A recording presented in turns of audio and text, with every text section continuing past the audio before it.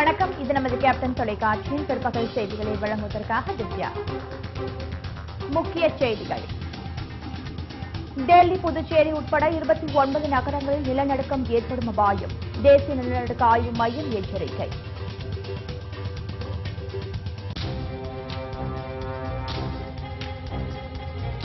நவீன ரக ஹெலிகாப்டர்கள் வாங்குவது தொடர்பான ஒப்பந்தம் இந்தியா, ரஷ்யா இடையே இந்த ஆண்டு இறுதிக்குள் கையெழுத்து.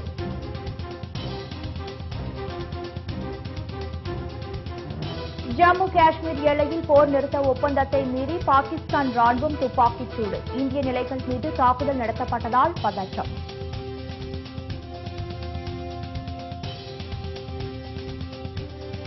வருமான வரி கணக்கு தாக்கல் செய்ய இன்று கடைசி நாள். வருமான வரித்துறை அலுவலகங்களில் சிறப்பு கவுண்டர்கள் திறப்பு.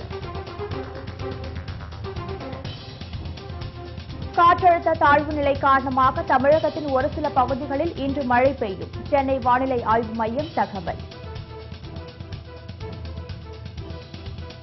காவிரி விவகாரத்தில் பிரதமரை நேரில் சந்தித்து பேச அச்சப்படுகிறார் முதலமைச்சர் எடப்பாடி பழனிசாமி. விவசாயிகள் சங்க ஒருங்கிணைப்பு குழு தலைவர் PR பாண்டியன் விமர்சனம்.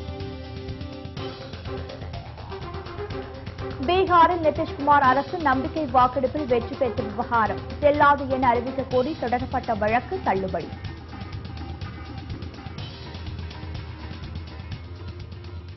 விரிவான செய்திகள். காஷ்மீர் எல்லையில் பாகிஸ்தான் ராணுவம் போர் நிறுத்த ஒப்பந்தத்தை மீறி அத்துமீறி துப்பாக்கிச் சூடு நடத்தியதால் பதற்றம் ஏற்பட்டுள்ளது. ஜம்மு காஷ்மீர் மாநிலம் எல்லை கட்டுப்பாட்டு கோடு அருகே உள்ள ரஜோரி மாவட்டத்தின் நவ்ஷேரா செக்டார் பகுதியில் நேற்று நள்ளிரவில் பாகிஸ்தான் ராணுவத்தினர் துப்பாக்கி மற்றும் சிறிய ரக மோட்டார் குண்டுகளால் இந்திய நிலைகள் மீது தாக்குதல் நடத்தியுள்ளனர். போர் நிறுத்த ஒப்பந்தத்தை மீறி தாக்குதல் நடத்தினர். பாகிஸ்தானின் ராணுவத்தினர் தாக்குதலை அடுத்து இந்திய ராணுவ வீரர்கள் தக்க பதிலடி கொடுத்து வருவதாக இந்திய ராணுவத்தின் தரப்பில் தெரிவிக்கப்பட்டுள்ளது. இம்மாதம் மட்டும் பாகிஸ்தான் ராணுவத்தினர் 23 முறை போர் நிறுத்த ஒப்பந்தத்தை மீறி இந்திய நிலைகளை குறிவைத்து தாக்குதலில் ஈடுபட்டுள்ளனர். இதில் 9 ராணுவ வீரர்கள் உட்பட 11 பேர் உயிரிழந்துள்ளனர் என்பது குறிப்பிடத்தக்கது.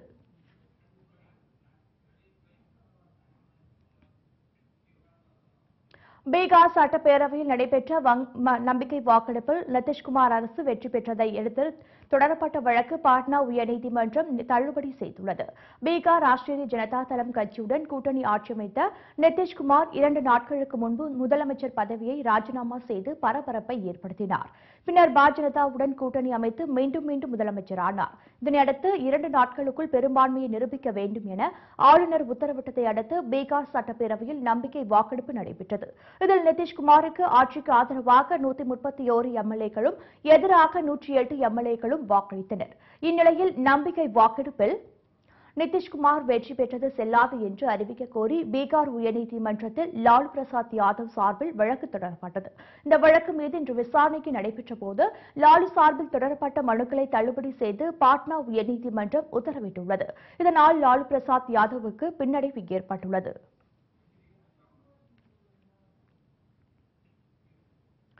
வருமான வரி கணக்கு தாக்கல் செய்ய இன்று கடைசி நாள் என்பதால் வருமான வரித்துறை அலுவலகங்களில் சிறப்பு கவுண்டர்கள் திறக்கப்பட்டுள்ளன.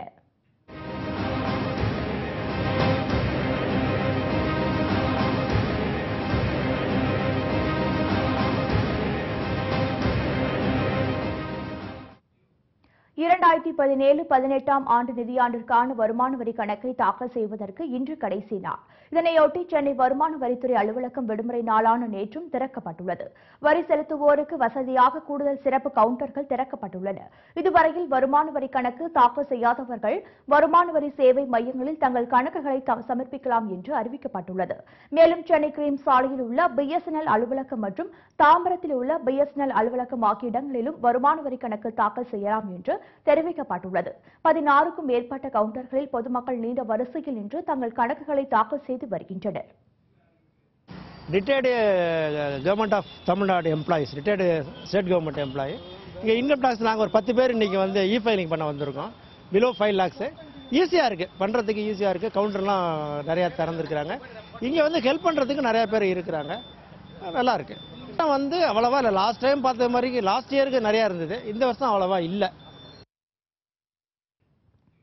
இன்றைக்குள் வருமான வரித்துறை அலுவலகங்களிலோ அல்லது வருமான வரித்துறை இணையதளத்தின் வழியாகவோ பொதுமக்கள் தங்கள் வருமான வரி கணக்கினை தாக்கல் செய்ய வேண்டும். மேலும் வருமான வரி கணக்கு தாக்கலுக்கான தேதி நீட்டிக்கப்பட மாட்டாது என்று உறுதிபட அறிவிக்கப்பட்டுள்ளது.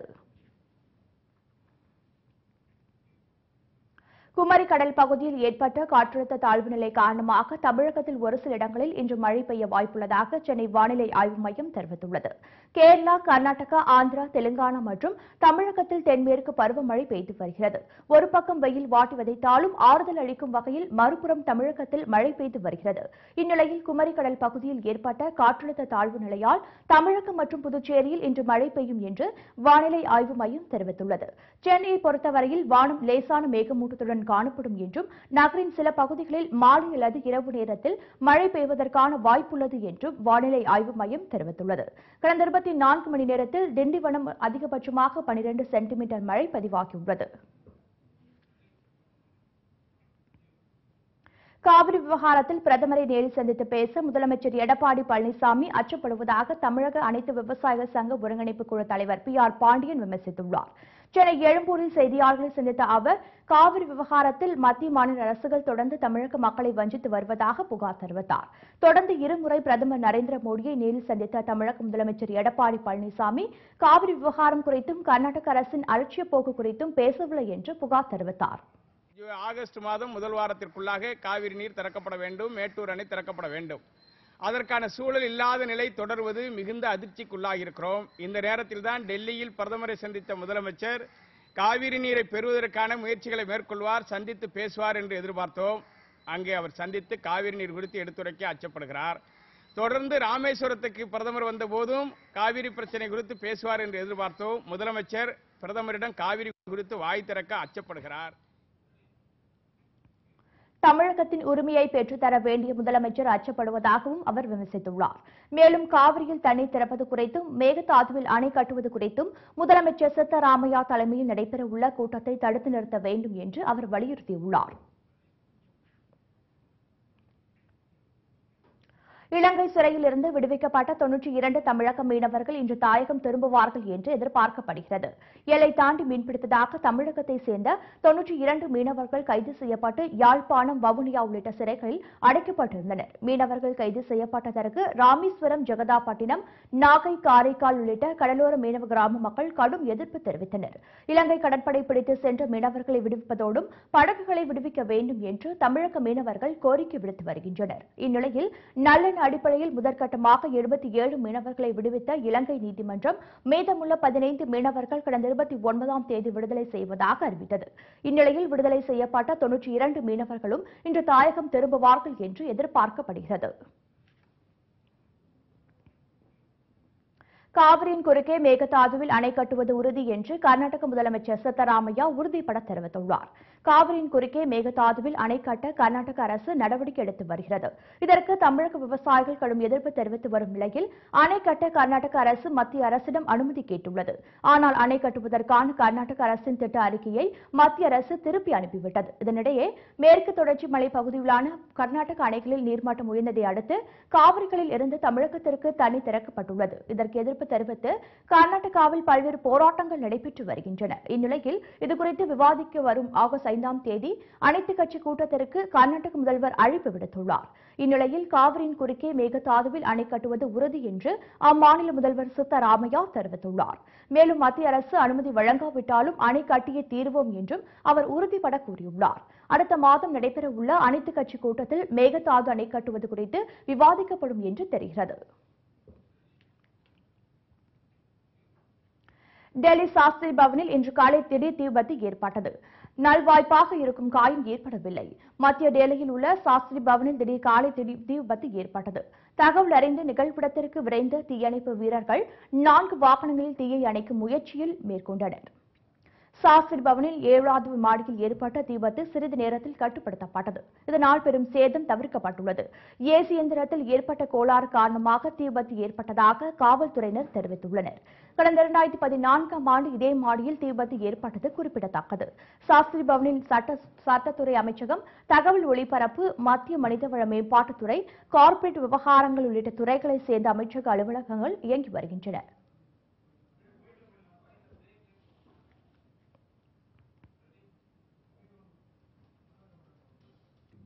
பல்வேறு முக்கிய நிகழ்வுகளை சுருக்கமாக செய்தித்துறைகளாக தற்போது பார்க்கலாம். கேப்டன் விஜயகாந்தின் பிறந்த நாளை முன்னிட்டு தஞ்சையில் ஆதரவற்ற மாணவர்களுக்கு காலை உணவை கழக நிர்வாகிகள் வழங்கினார்கள். கேப்டன் விஜயகாந்தின் பிறந்த நாளை வறுமை ஒழிப்பு தினமாக தேமுதிக நிர்வாகிகள் ஆண்டுதோறும் கொண்டாடி வருகின்றனர். இந்நிலையில் தஞ்சை மாநகர மாவட்ட செயலாளர் முகமது அலி, அவைத் தலைவர் சிவநேசன் தலைமையில் மாநகர மேற்கு பகுதி செயலாளர் லக்கி, செந்தில் உள்ளிட்ட நிர்வாகிகள் குழந்தைகள் நல ஆதரவற்றோர் இல்லத்தில் படித்து வரும் மாணவர்களுக்கு காலை உணவை வழங்கினர். வேலூரில் அண்ணனை கத்தியால் குத்தி கொலை செய்த தம்பி காவல் நிலையத்தில் சரணடைந்தார். வேலூர் வளர்ச்சி தெருவில் வசித்து வந்த சிவராஜ் மற்றும் அவரது தம்பி ரவிக்கும் அடிக்கடி தகராறு ஏற்பட்டு வந்ததாக கூறப்படுகிறது. இந்நிலையில் இருவருக்கும் மோதல் முற்றிய நிலையில் ஒரு கட்டத்தில் ஆத்திரமடைந்த தம்பி ரவி அண்ணனை சிவராஜ் கத்தியால் பாத பகுதியில் குத்தியுள்ளார். இதில் ரத்த வெள்ளத்தில் மயங்கி விழுந்தார். நிகழ்விடத்திலேயே சிவராஜ் உயிர்ந்ததை அடுத்து அவரது தம்பி ரவி உடனடியாக வேலூர் தெற்கு காவல் நிலையத்தில் சரணடைந்தார். சமூக செயற்பாட்டாளரும் மதுரை சேர்ந்த ஆவணப்பட இயக்குநருமான திவ்ய பாரதியின் கைது வெட்கக்கேடானது என்று இரவு பெண்மணி ஈரோம் ஷர்மிளா கண்டனம் தெரிவித்துள்ளார். இத்தொடர்பாக அவர் இணையதளத்தில் பதிவிட்டுள்ள வீடியோவில் அனைவரும் ஒன்று சேர்ந்து திவ்ய பாரதிக்கு குரல் கொடுப்போம் என்று பேசியுள்ளார். தூத்துக்குடி பனிமய மாத ஆலயத்தில் 435வது திருவிழாவையொட்டி நற்கருணை பவனி நடைபெற்றது. ஆகஸ்ட் மாதம் 5ஆம் தேதி தொடங்கிய பெருவிழாவையொட்டி அன்னையை தரிசிக்க சாதி மத இன பாகுபாடு இன்றி அனைத்து தரப்பு மக்களும் ஆலயத்திற்கு வருகை தந்தனர். இந்த விழா தமிழ் நல்லிணக்க திருவிழாவாக கொண்டாடப்பட்டு வருகிறது. இந்த ஆண்டுக்கான 435வது திருவிழா கடந்த 26ஆம் தேதி கொடியேற்றத்துடன் தொடங்கியது. திண்டுக்கல்லில் மாவட்ட அளவிலான பள்ளி மாணவ மாணவிகளுக்கு இடையிலான கால்பந்து போட்டிகள் துவக்கின. இலக்கோட்டை, பட்டிவிரப்பட்டி, காந்தி கிராமம், பழனி உள்ளிட்ட பகுதிகளில் இருந்து 19 அணிகளும், பெண்கள் பிரிவில் அனுமதராயன் கோட்டை, கோனூர், சிலுவாப்பட்டி ஆகிய பகுதிகளிலிருந்து 6 அணிகள் பங்கேற்றுள்ளன. 3 நாட்கள் இந்த போட்டிகள் நடைபெறுகிறது. தூத்துக்குடி மாவட்டம் கோவில்பட்டியில் பண்டவர்ம மங்கலம் பஞ்சாயத்திற்கு உட்பட்ட தெரேசா நகரில் பொது இடத்தில் ஆழ்துளை கிணறு அமைத்து தண்ணீர் எடுப்பதற்கு எதிர்ப்பு தெரிவித்து அந்த பகுதி மக்கள் சாலை மறியல் போராட்டத்தில் ஈடுபட்டனர். சம்பவ இடத்திற்கு விரைந்து வந்த போலீசார் நடவடிக்கை எடுப்பதாக கூறி அவர்கள் கலைந்து சென்றனர். திருப்பூர் மாவட்டம் உடுமலைப்பேட்டை அமராவதி அணையிலிருந்து திறந்துவிடப்பட்ட தண்ணீர் கரூரை அடுத்த செட்டிப்பாளையம் தடுப்பணையை வந்தடைந்தது. இன்று இரவிற்குள் நகரை வந்தடையும் என்று எதிர்பார்க்கப்படுகிறது. தடுப்பணையை தாண்டி அப்பிப்பாளையம் கிராமத்தை ஒட்டிய பகுதியில் தண்ணீர் பெருக்கெடுத்து ஓடி வருகிறது. இதனால் வறண்டு போன அமராவதி ஆற்றில் வரும் தண்ணீரை அந்தந்த பகுதியில் கிராம மக்கள் ஆச்சரியத்துடன் பாச செல்கின்றனர். வண்டலூர் உயிரியல் பூங்காவில் பேட்டரி கார் மோதியதில் பலத்த காயமடைந்த சிறுமி ஆபத்தான நிலையில் மருத்துவமனையில் அனுமதிக்கப்பட்டார். திருவல்லிக்கேணியைச் சேர்ந்த காற்று மைதீன் பாத்திமா தம்பதியினர் தங்களது மகள் சுமையாவுடன் வண்டலூர் பூங்காவிற்கு வந்தனர். அங்கு பூங்கா கடன சீட்டு பெற்றுக் கொண்டு சாலையோரம் சென்று கொண்டிருந்த போது பார்வையாளர்களை ஏற்றி வந்த பேட்டரி கார் திடீரென சிறுமி சுமையா மீது மோதியது. இதில் வயிறு மற்றும் தலைப்பகுதியில் பலத்த காயமடைந்த சிறுமி சுமையா உடனடியாக மருத்துவமனையில் அனுமதிக்கப்பட்டார். சேலம் மாவட்டம் கெங்கவல்லி மற்றும் அதன் சுற்றுவட்டார பகுதிகளில் பெய்து வரும் கனமழையால் பொதுமக்கள் மகிழ்ச்சியடைந்தனர். கடந்த 1 மாதமாக வெயில் வாட்டி வடித்து வந்த நிலையில் கூடமலை, வீரக்கனூர், தம்மம்பட்டி உள்ளிட்ட பகுதிகளில் தொடர்ந்து 2 நாட்களாக மழை பெய்து வருகிறது. இதனால் சாலைகளில் வெள்ளப்பெருக்கு ஏற்பட்டதுடன் வெப்பத்தின் தாக்கம் வெகுவாக தணிந்துள்ளதாக விவசாயிகள் தெரிவித்தனர். சிவகங்கை மாவட்டம் மானாமதுரை அடுத்த முத்தநேந்தல் கிராமத்தில் உள்ள டாஸ்மாக் கடையின் விற்பனையாளர்களை கத்தி காட்டி மிரட்டி 2 லட்சம் ரூபாய் ரொக்க பணத்தை மர்ம நபர்கள் கொள்ளையடித்து சென்றனர். இரவு விற்பனையை முடித்துவிட்டு கடை விற்பனையாளர்கள் ரவி மற்றும் முருக ராஜேஷ் ஆகியோர் கடையை அடைக்கும் போது இருசக்கர வாகனத்தில் வந்த 3 மர்ம நபர்கள் கத்தி மற்றும் அரிவாள் போன்ற ஆயுதங்களை வைத்து மிரட்டி விற்பனையாளர் கையில் இருந்த ரூபாய் 2 லட்சம் பணத்தை கொள்ளை செய்தனர். ராமநாதபுரத்திலிருந்து நாகூர் சென்ற கார் திருத்தணிப்பூண்டி அருகே மீன் லாரியை மோதியதில் 2 வயது சிறுவன் உயிரிழந்தார். ராமநாதபுரம் மாவட்டம் பனியகுளம் பகுதியைச் சேர்ந்த முகமது பைசில் தனது குடும்பத்தினருடன் நாகூர் தர்காவிற்கு சென்றபோது நாகப்பட்டினத்திலிருந்து மீன் ஏற்றி வந்த லாரி மோதியதில் பைசில் 2 வயது சிறுவன் பரிதாபமாக உயிரிழந்தார். 2 பெண்கள் படுகாயமடைந்துள்ளனர். ராமேஸ்வரத்தில் அப்துல் கலாமின் சிலை அருகே பகவத்கீதை புத்தகம் வைக்கப்பட்ட விவகாரத்தில் மத்திய அரசுக்கு மனிதநேய மக்கள் கட்சியின் ஜவஹருல்லா கண்டனம் தெரிவித்துள்ளார். அனைத்து மத நூல்களையும் படித்த அப்துல் கலாமை சொந்தமாக்க மோடி அரசு முயற்சித்து வருவதாகவும் அவர் தெரிவித்துள்ளார்.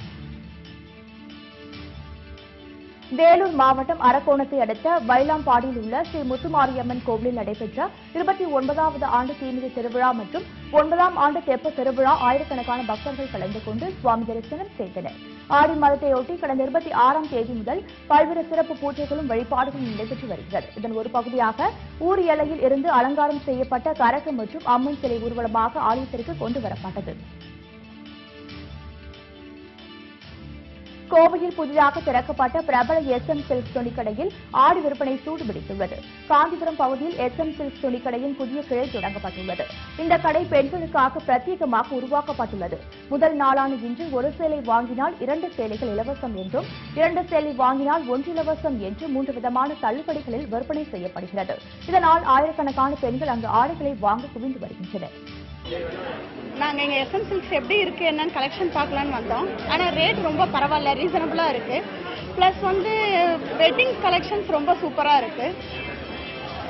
பார்க்கலாம், எல்லாமே நல்லா இருக்குது. நாங்கள் பார்க்கலான்ற ஒரு ஐடியாவில் தான் வந்தோம். ஆனால் வந்த உடனே நாங்கள் எடுத்தோம், ரொம்ப பிடிச்சிருந்தது. கலெக்ஷன்ஸ் எல்லாமே டிஃப்ரெண்ட்டாக இருக்குது. ரேட் வைஸ் எல்லாமே ஓகே, ரீசனபுளாக இருக்குது, ரொம்ப நல்லா இருக்குது. கொடைக்கானல் கீழ்மலை கிராமம் தாண்டிக்குடியில் அரசு மதுபான கடையை அகற்றக் கோரி பெண்கள் போராட்டத்தில் ஈடுபட்டனர். இந்த கடையை மூடக்கோரி பொதுமக்கள் பல்வேறு கட்ட போராட்டங்களில் ஈடுபட்டு வந்தனர். ஆனால் பொதுமக்களின் கோரிக்கையை மாவட்ட நிர்வாகம் அலட்சியம் செய்ததை அடுத்து மதுக்கடை முற்றுகையிடப்பட்டது. அப்போது அங்கு வந்த கொடைக்கானல் உதவி கண்காணிப்பாளர் செல்வத்தின் காலில் ஒரு பெண் விழுந்து கதறி அழுத நிகழ்வு அந்த பகுதியில் பெரும் பரபரப்பை ஏற்படுத்தியது. சரிங்க சார், நாங்கள் தாண்டிக்குள்ளன்னு பேசுகிறோம். இது இங்கே ஒயின் ஷாப் கடையே வேணாம். எங்கள் வீட்டில் டெய்லியும் தண்ணியை போட்டு சண்டை வராது சார். பிள்ளைய என்னால் படிக்க முடியல. எங்கிட்டுமே கடைக்கு எதுவும் போக முடியல, செய்ய முடியல. இந்த ஒயின் ஷாப் கடை இருக்கிறதுனால பெரிய பிரச்சனையாகுது சார். இங்கே போலீஸ் ஸ்டேஷனில் பேசலாம் அப்படின்னு சொல்லி கூப்பிட்டாங்க. அங்கே பேசணும். அவங்க 10 நாள் டைம் இருக்கா சார். அப்படி 10 நாளில் எடுக்கலைன்னு சொன்னால் திருப்பி நாங்கள் போராடுவோம் சார். ராமநாதபுரம் மாவட்டம் வீர சைவ நலச்சங்கம் மற்றும் கல்வி அறக்கட்டளையின் சார்பில் மாவட்ட தலைவர் விவேகானந்தன் தலைமையில் 2வது மாநில மாநாடு நடைபெற்றது. அதில் வீர சைவ சமூகத்தை 100% கல்வி கற்ற சமூகமாக மாற்றுவது, வீட்டிற்கு ஒருவரை பட்டதாரியாக்குவது, பெண்கள் கல்வியை ஊக்குவிப்பது, பொருளாதார ரீதியான சமூகத்தை உயர்த்துவது உள்ளிட்ட பல்வேறு தீர்மானங்கள் நிறைவேற்றப்பட்டது. புதுக்கோட்டை மாவட்டம் ஆலங்குடியில் 2வது நாளாக பெய்து வரும் மழையால் சாலைகளில் வெள்ளப்பெருக்கு வீழ்ந்தது. போதிய மழை இல்லாததால் பொதுமக்கள் விவசாயிகளும் கடுமையாக பாதிக்கப்பட்டு வந்தனர். வெயில் வாட்டி வதைத்து வந்த நிலையில் கடந்த சில நாட்களாக சூறாவளி காற்றுடன் பெய்த கனமழையால் பொதுமக்கள் விவசாயிகள் மகிழ்ச்சியடைந்தனர். கரூர் மாவட்டம் ராயனூரை அடுத்த வால்காட்டு புதூர் கிராமத்தில் விவசாய நிலங்களில் கொட்டப்பட்டுள்ள சாயப்பட்டறை கழிவுகளை உடனடியாக அகற்றக் கோரி லாரிகளை சிறைப்பிடித்து பொதுமக்கள் போராட்டத்தில் ஈடுபட்டனர். 100க்கும் மேற்பட்ட குடும்பத்தினர் வசித்து வரும் இந்த கிராமத்தில் இரவோடு இரவாக லாரிகள் மூலம் திருப்பூர் சாயப்பட்டறை கழிவுகள் கொட்டப்படுவதாக கூறப்படுகிறது. இதனால் விளைநிலங்களும் பாதிக்கப்படுவதுடன் பல்வேறு தொற்று நோய்கள் ஏற்படும் அபாயம் உள்ளதாக அப்பகுதி மக்கள் கவலை தெரிவிக்கின்றனர். கொடைக்கானல் மலைப்பகுதிகளில் கொட்டி தீர்த்த மழையால் வெப்பம் தணிந்து குளிர்ச்சி நிலவியது. ஜூலை மாதம் முழுவதும் மழை இல்லாத காரணத்தினாலும் ஆடிக்காற்றினாலும் நீர்நிலைகள் வேகமாக வற்ற துவங்கியது. நீரோடைகள் காய்ந்து குளங்கள் வற்றியதால் மலை கிராமங்கள் கடும் வறட்சி நோக்கி செல்ல துவங்கியது. இந்நிலையில் நேற்று முதல் கொடைக்கானல் மலைப்பகுதிகளில் கருமேகங்கள் சூழ்ந்து மழை கொட்டி தீர்த்தது. கொடைக்கானல் பெருமாள் மலை, வடுவங்கஞ்சி, மற்றூர், வடகரைப்பாறை, பண்ணைக்காடு, ஊத்து, தாண்டிக்குடி உள்ளிட்ட மலை கிராமங்களில் சுமார் 2 மணி நேரம் பெய்த மழையால் கொடைக்கானல் மலை கிராமங்களில் நிலவி வந்த வெப்பம் தணிந்து குளிர்ச்சி நிலவியது. திருப்பூர் மாவட்டம் மணச்சநல்லூர் அருகே தத்தமங்கலம் ஊராட்சியில் அரசு இலவசமாக கொடுத்த இடங்களை விற்க முயன்றவர்களை தடுக்க பெண்ணை அவரது குடிசை வீட்டில் எடுத்துவிட்டு அவரே தீ வைத்ததாக அப்பகுதி மக்கள் சேர்ந்த சிலர் கை கால்கள் கட்டி அடித்தது தொடர்பாக தேசிய தாழ்த்தப்பட்டோர் ஆணைய இயக்குநர் மதியழகன் விசாரணை நடத்தினார். தங்களது பகுதியில் மின்சாரம், குடிநீர் போன்ற அத்தியாவசிய தேவைகளை ஊராட்சி நிர்வாகம் செய்து தர மறுத்துள்ளது என்று அந்த பகுதி வாசிகள் குற்றம் சாட்டினர்.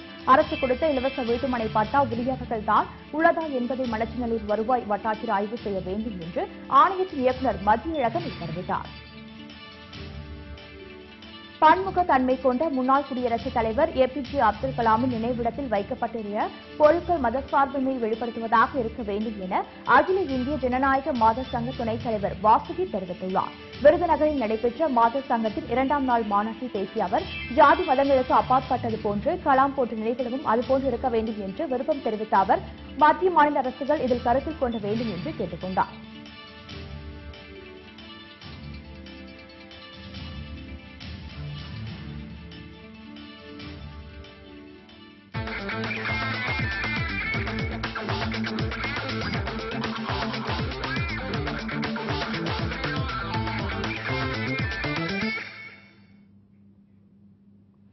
கரூரில் மாநில அளவிலான கராத்தே போட்டியில் 500க்கும் மேற்பட்ட மாணவ மாணவிகள் ஆர்வமுடன் பங்கேற்றனர். தமிழ்நாடு மாநில அளவிலான கராத்தே போட்டிகள் கரூரில் உள்ள தனியார் பள்ளியில் நடைபெற்று வந்தது. கட்டா, குமித்தி ஆகிய பிரிவுகளில் போட்டிகள் நடைபெற்றன. இதில் கரூர், ஈரோடு, நாமக்கல், சேலம், திண்டுக்கல் உள்ளிட்ட மாவட்டங்களைச் சேர்ந்த 550 மாணவ மாணவிகள் கலந்து கொண்டனர். இப்போட்டியில் பள்ளி மாணவர்களுக்கான பிரிவில் கல்பனா, ரஞ்சித்குமார் ஆகியோர் வெற்றி பெற்றனர். ஓபன் போட்டியில் கௌதம் முதல் பரிசை பெற்றார்.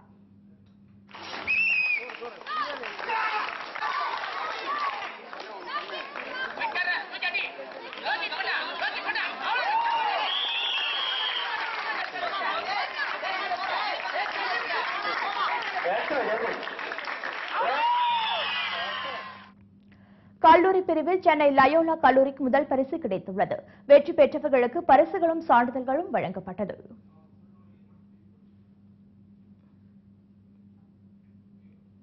சமூக வலைதளமான வாட்ஸ்அப்பில் வைரலாக வரும் வீடியோக்களில் சிலவற்றை தற்போது பார்க்கலாம்.